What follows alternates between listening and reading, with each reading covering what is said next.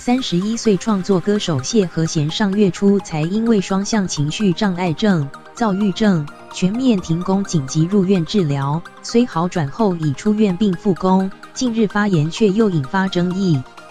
疑似不满 PTT 乡民对他的议论，谢和弦昨天6日在脸书上开呛台湾的人生失败组都聚集在 PTT 互相取暖，不过之后又道歉改口称是指八卦版的孬种。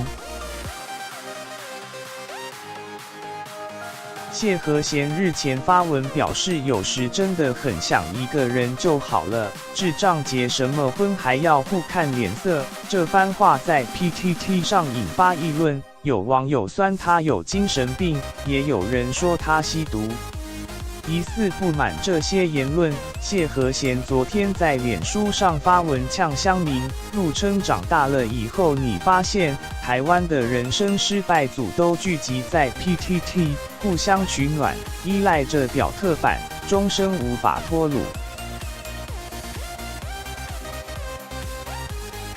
这番话引发不少网友不满，也有粉丝留言向谢和弦表示一竿子打翻所有人，你这个地图炮开得可大了 ，PTT 很多高人啊，我是你的支持者，也爱用 PTT， 觉得不用这样地图炮吧。网友所说的乡民用语地图炮，意思就是大范围开炮，以少数人的行为否定某个群体的行为。